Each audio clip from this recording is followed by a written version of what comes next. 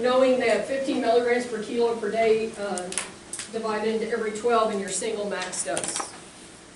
Azithromycin is also in that category, just to remind you. Clindamycin, we're going to do a calculation. So clindamycin, great gram-negative coverage. Okay, also against MRSA. So you'll see it for staph infections, where they expect a methicillin resistance. So this child has a cellulitis that we're going to look at. Now, one of the things with antibiotics, when you look it up, is that the dose will be based on what the infection is. So when you look up clindamycin, it has a list this long for every indication, and it'll have a different dose. It may be 10 to 20 milligrams per kilo per day. It may be 20 to 40. So that's another thing when you're looking. Some of these, like clarithromycin and azithromycin, they're narrow dosage range. Usually there's one dose for most things that you're going to treat. But with, like clindamycin, or clindamycin's a good example, it will vary quite a bit. So the one you need to know is the, for severe infections at 40 milligrams per kilo per day. That's about the upper end of most of the recommendations for this drug, every 6 to 8 hours. Max dose is 450. Look at what you have available. The oral solution tastes terrible. I'm telling you, remember when I told you about dirty socks? So if you can get a capsule down, it would be better. So the capsules you have are 75, 150, and 300. So you'll need to keep that in mind when you're doing this. So do the calculation, and then we'll visit, we'll go back over it.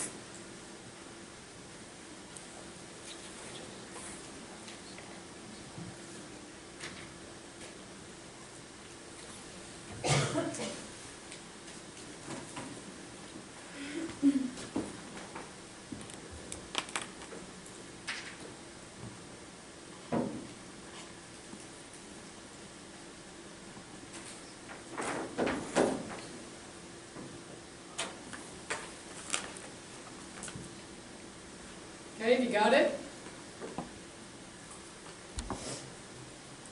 Need more time? Until your heads are down.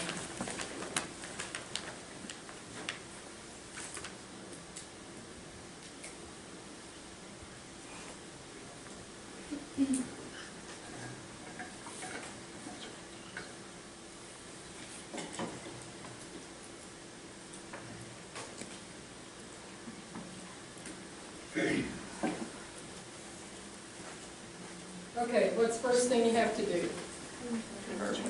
Okay, what's he weigh? 106? 105 points. Okay.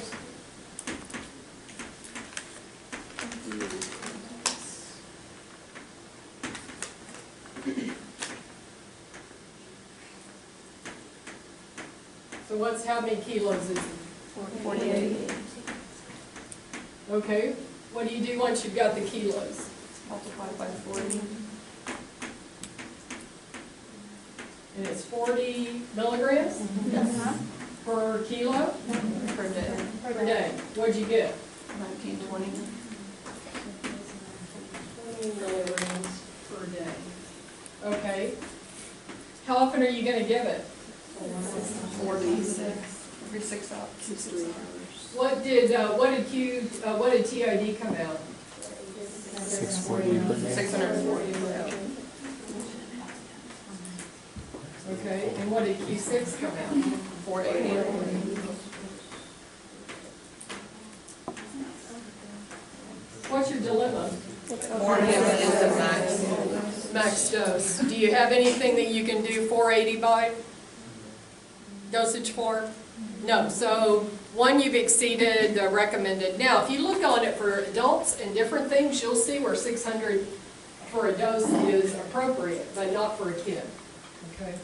So, and they'll list for children for severe cellulitis as this dose, max dose 450. So what are we going to do? We're going to do 450 milligrams, Q6 hours, and how are we going to dispense that? Do 3 of the 150. You can do 3 of the 150. You can do 1 of the 300 and 1 of the 150, but whenever you start mixing strengths, there's a potential for error. But that means they would have to take 3 capsules. So, and he's held 10, so you want to make sure they can do the capsules. Okay, so how many would you dispense then? 84. 84. Okay, anybody have questions? Anybody not follow how we got there?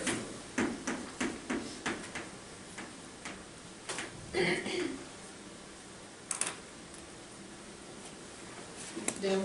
If you dispense the 300 and 150, how would you write that? You have to write 2 different orders. Oh,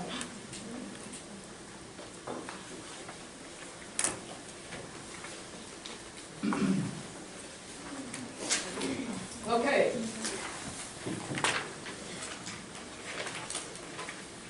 All right, doxycycline, very, very useful drug because resistance is still not too much of a problem with it. It covers very broad spectrum. What's the problem in kids? Teeth, cartilage, bone. So it stains. So keep this one in mind. Fluoroquinolones. What about them? Do we use them in kids?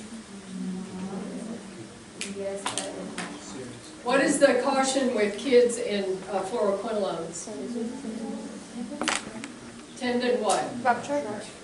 Tendon rupture. So the recommendation is a high caution, especially in those with increased risk for a tendon rupture. Okay. Why do we not, what's another reason we don't use it? Folic acid, okay, give me something else.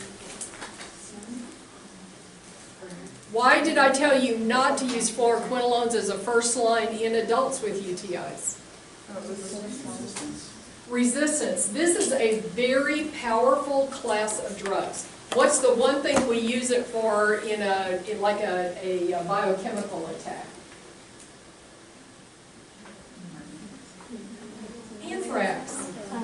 See, you all don't watch TV, so you don't know.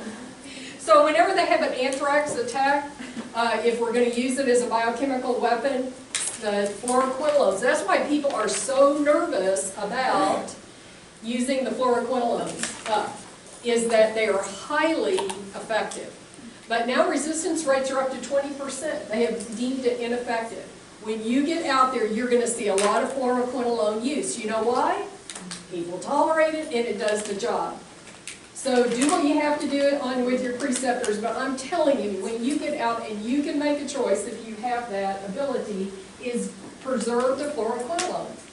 You're gonna see most people are gonna go for whatever will fix it quickly and get the patient well and off of their, not their doorstep, but not coming back complaining about, you gave me a drug and it didn't work.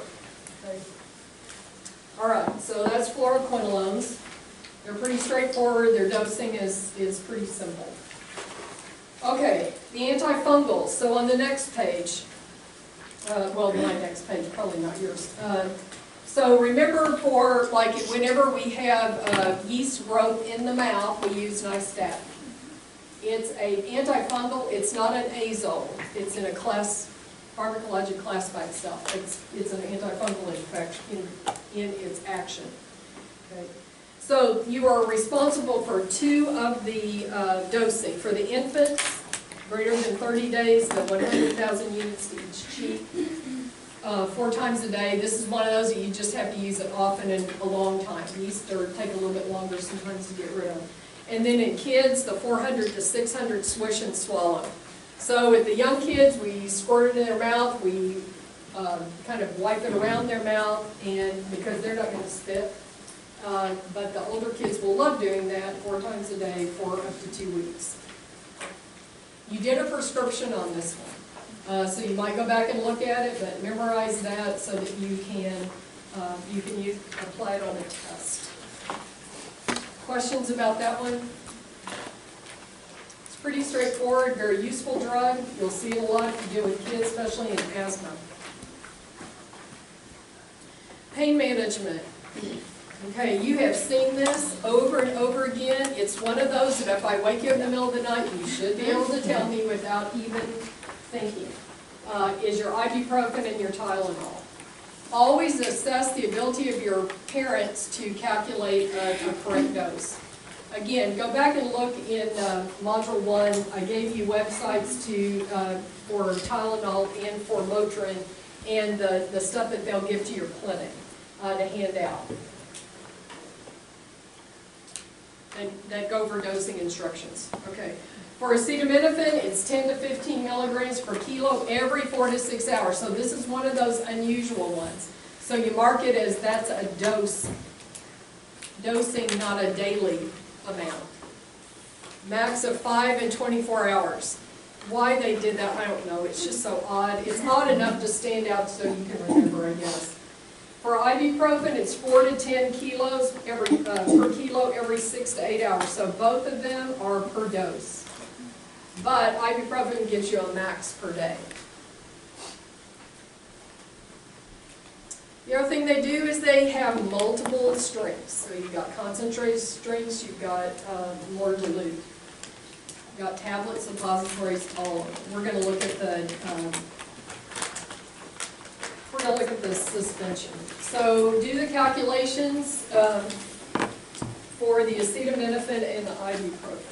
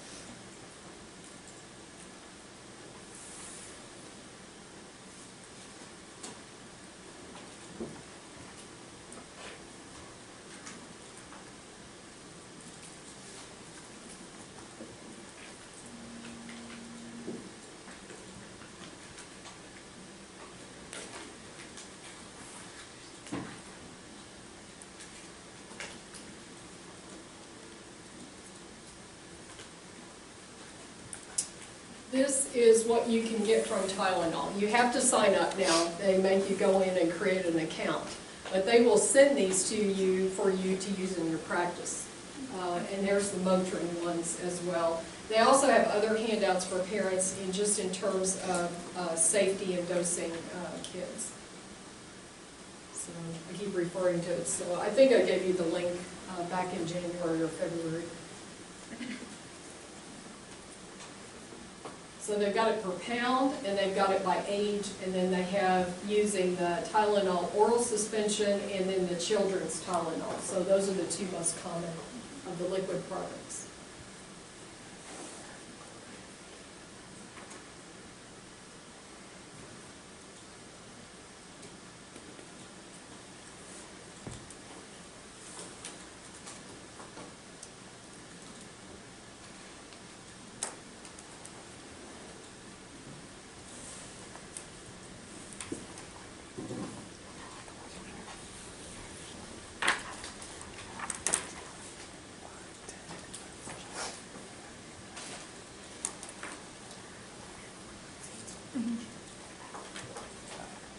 Okay, everybody got it? All right, so first thing you do is you're going to convert them pound-wise, right? Pounds to kilos. And then you're going to multiply it by, and you're going to have to choose here. So you've got a wide range. I'd say for more mild things, you choose the lower end, and you start the lower end. If that doesn't work, then you could have them go up in strength. Okay. Then using the suspension, you're going to do that same thing we've talked about. Everybody got that dose? 2.5. Anybody not get 2.5? Didn't get it? Okay. I did the higher range. You did the higher? Yeah, Okay, so what did you get with the high range? 3.75. Okay, so that's one of the problems. So the higher range gives you 120 milligrams, right, is the dose? Okay, and that converts down to 3.75. So there is where you'd have to round it for a parent. So that's why I think you'd go with 80 to start with, see if that does it. If not, you'd have them go up. Yes? There's also the 120 milligram suppository. Is that an option? You could. You could. Slower onset. Longer lasting. Okay, what did you get for the ibuprofen? How much did the kid weigh? 20 kilograms. 44 pounds. 44 pounds, so how many kilos was it? 20. 20 kilos? Okay. And what's your dose? You chose the upper end? Which is fine. Anybody chose this lower? Someone did 4. 80 to 200. So you got 80. And the other one you had 10, so you had 200. Okay. What did those calculate in terms of volume? The 200 was 10 mils. 10 mils, and what's your other one? It's not 10. Well, I used the 40. I used here for this one, I did the 40 milligrams per mil to get 5. Which one strength did you use? 11. Yeah, couldn't you go with the even? See, you're dealing with a 5-year-old, so I still would go with a lower volume. You could use the other ones. And for the 80, I did 2 mils when I was using this strength. Okay, so for those of you who use the 100, what'd you get? Did anybody do use the 100 milligram per 5 to get the 80? What'd you get, Hannah? 4 mils? Okay, so you could do that. And the other one was 10, right?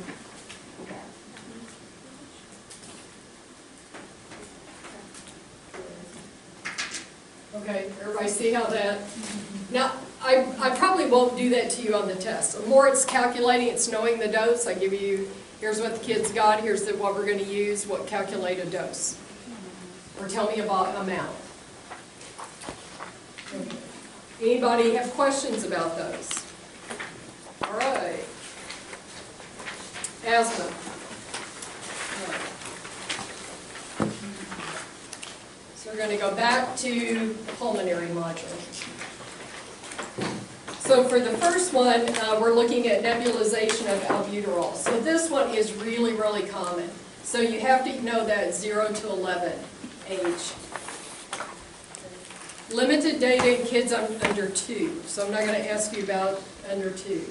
So intermittent, I would say most people go with the dose, but notice the based on weight, 0.15 milligrams per kilo. Minimum is 2.5. So what they're going to do, here you have to look at kind of what you've got. So they come in ampules, the plastic ampules, you put it in the nebulizer, sometimes you can mix it with normal saline, or you've got the dropper bottle, and you would have to mix that one with normal saline. Okay? So if you're going to go with the 0.83, and that's the 2.5 per 3 mLs, you got the dose. So what they're telling you, it's a fairly standard dose. If you're going to go a more non-standard dose, then you have to use the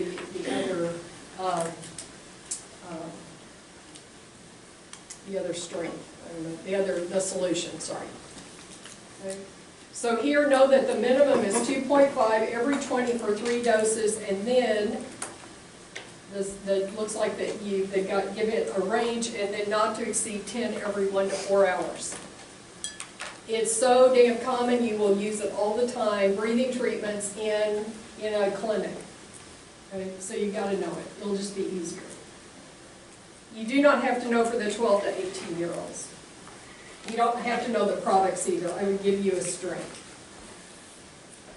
But the dosing you're required. What I gave you on the next page is the manufacturer also has labels. So there is weight-based. Sometimes the manufacturer is really good to go and look at because they will, for some drugs, give you very specific age range.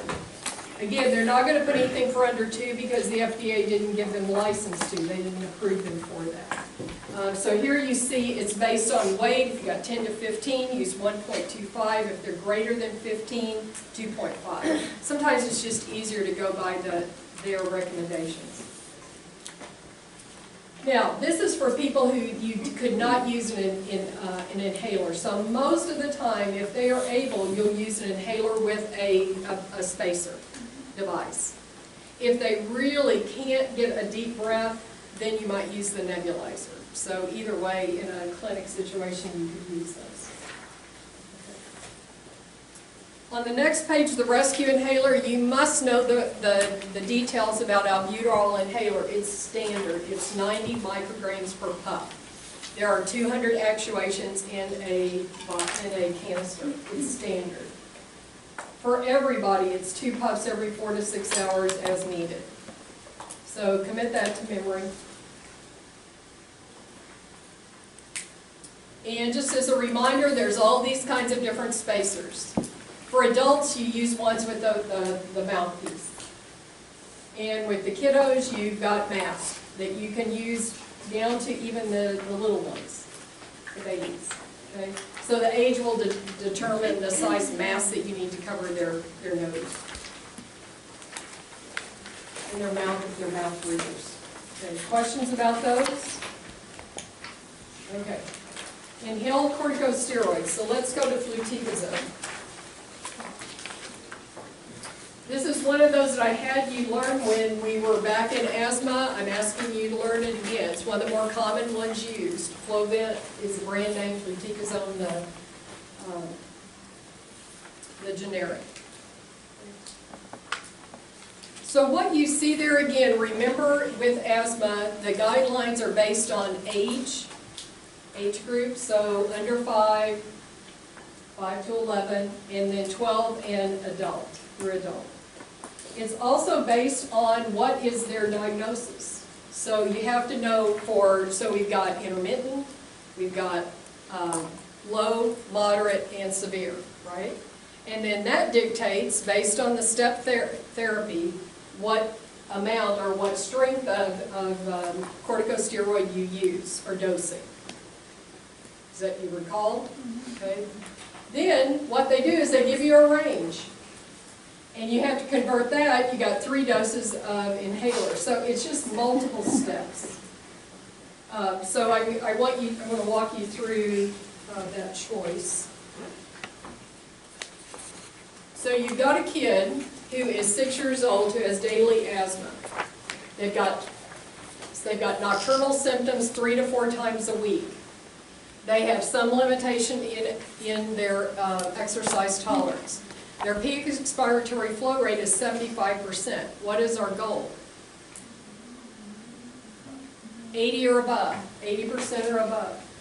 He experiences 2 asthma exacerbations in 12 months that require a steroid burst. How would you classify his asthma severity?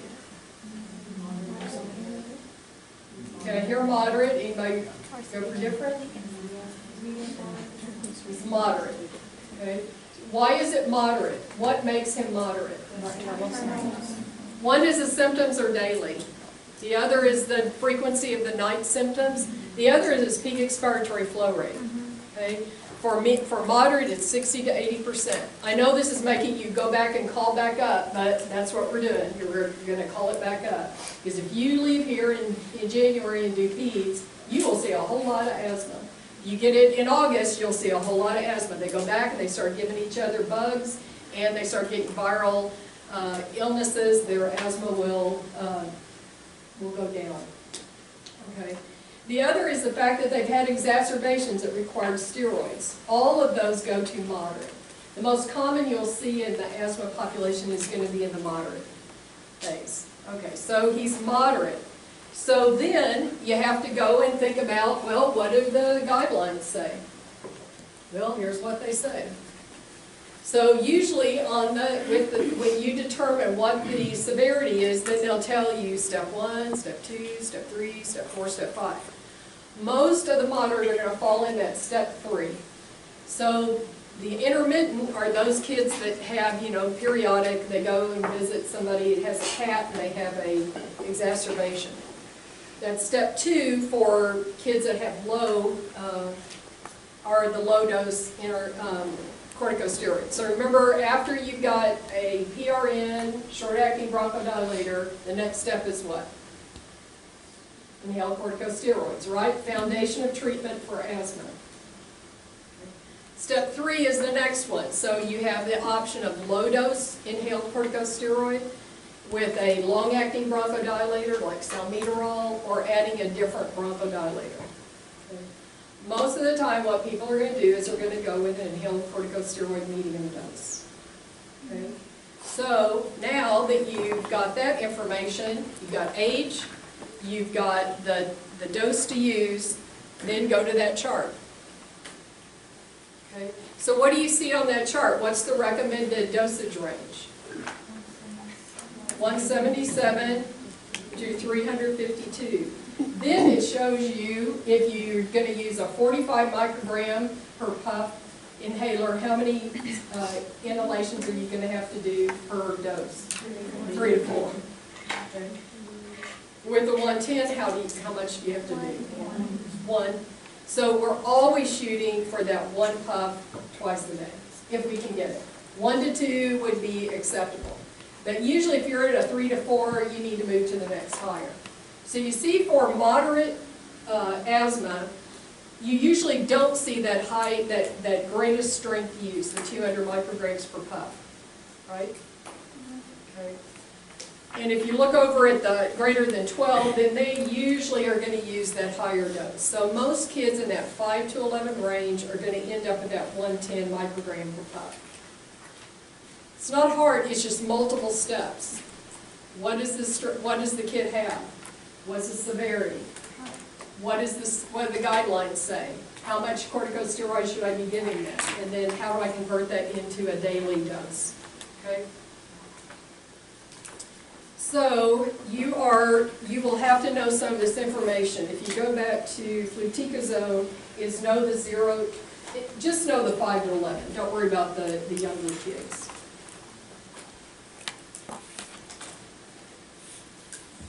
Because this is what you'll see a lot of.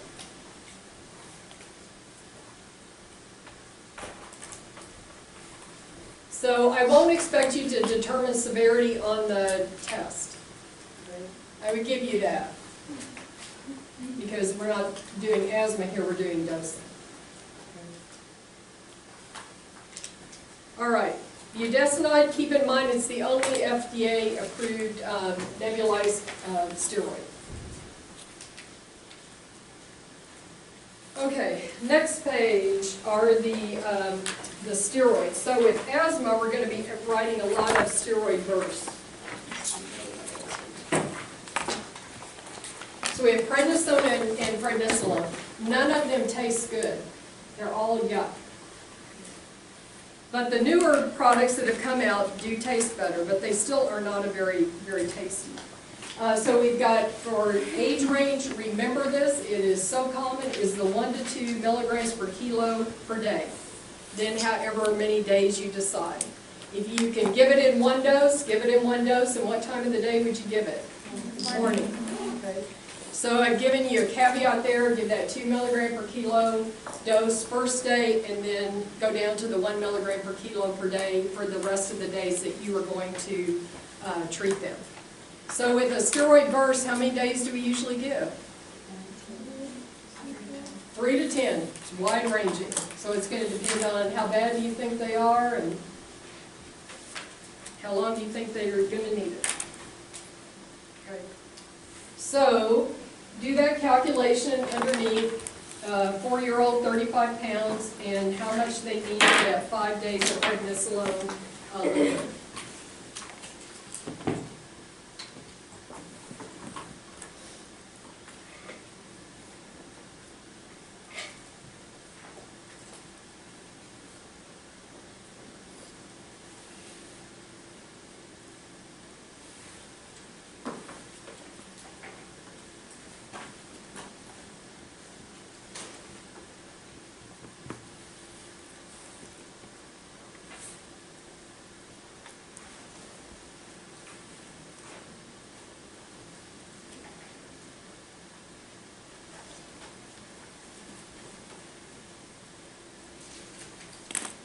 Make a note, I want you to know that steroid burst for kids under 12, it's just too common to not. It works for a lot of different diseases. That 1 to 2 milligrams per kilo per day given in divided doses once or twice daily.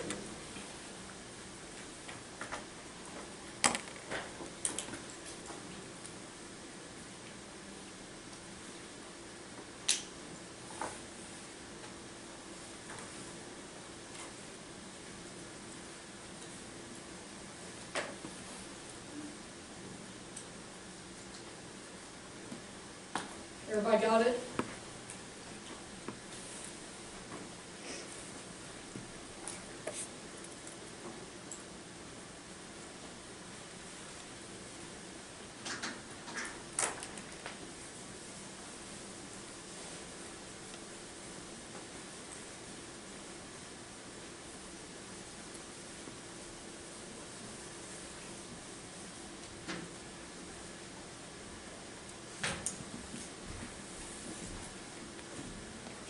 Okay, what's the first thing you're gonna do? Okay, what did they weigh?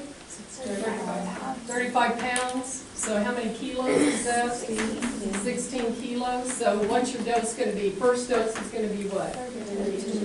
32 milligrams. And what's your other dose gonna be? 16. How many days are you gonna do it? Times 1 and times 4. Okay. So how many milligrams do you need total? What's 4 times 16?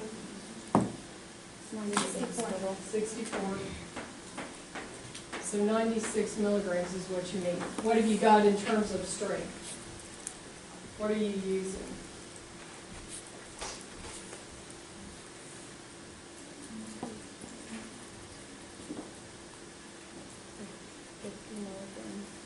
You've got 15 milligram per 5 ml. That makes it, oh, well, yes, you do. 15 per 5.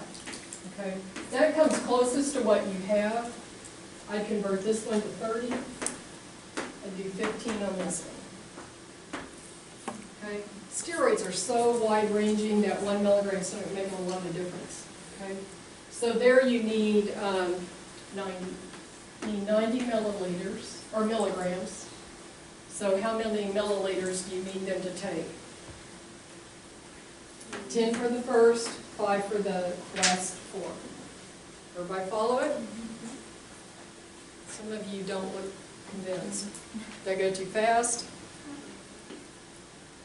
Is it 10 ml for the first and then 5 for the remaining? First? Yeah.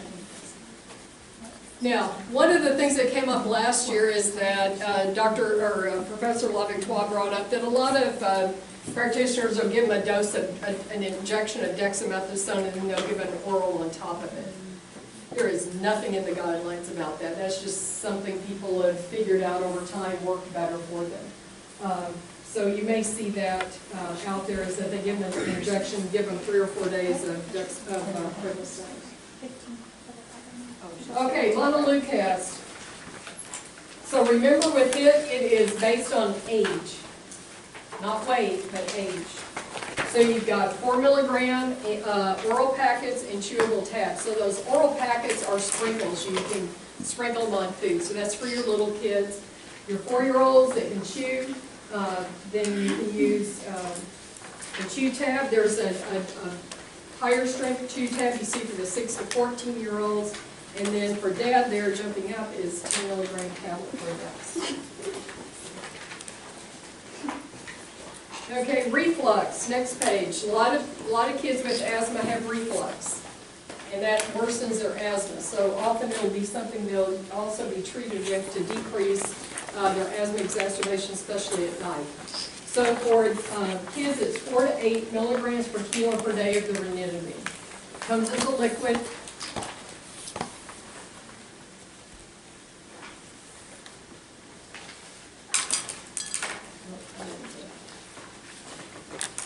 Max is 300 milligrams a day. That is for everybody. That is for adults as well. So the dosage forms is you have a 15 milligram per ml syrup. And you got tablets and capsules as well.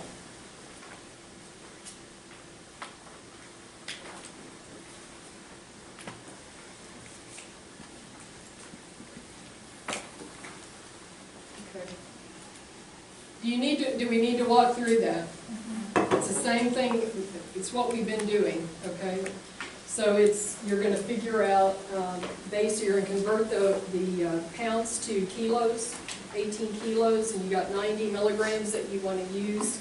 I gave you there is a 5 milligram per kilo per day. That drug can pretty much be dosed once or twice a day, and so it ends up being 6 mLs times 30 days, or 180 mLs. 188 mils is how many ounces?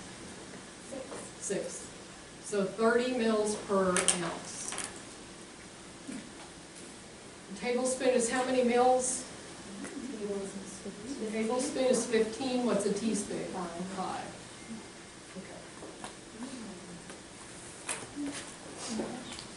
For Zofran for kids, you can give it. The max dose is a little bit lower than we see with adults, is 8 milligrams. Diphenhydramine is usually based on age. When you look at the labeling, it'll be age-based. We usually don't give it to kids under 2 because it enters the blood-brain barrier to a greater extent than it does in adults. And you can get a paroxysmal excitation versus drowsiness like you see with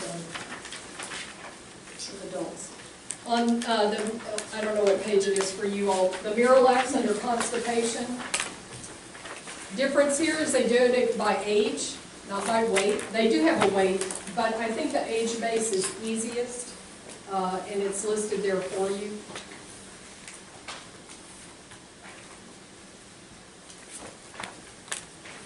What kind of laxative is Miralax? Hard what? Osmotic, right. With the tinea capitis, we talked about griseofulvin and terbinafine. The griseofulvin is listed there for you. A couple of things I want to point out is that, remember we talked about a micro-sized and an ultra-micro-sized? So if you look at the dosage forms, the oral suspension is a micro-size. The Grispeg, the tablets, are ultra-micro-size, so the dose is different for them. I can guarantee you there'll be something on these because they're fairly common. The things to remember with it is give it with a fatty meal. Helps absorption, okay? And it's limited in time, 12 weeks. And you've got maximum doses there. Again, it depends on the formulation, so keep that in mind.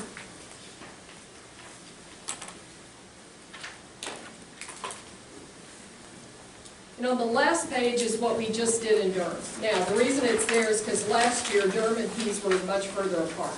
So some of it was just bringing it back so people would remember about potency with kids,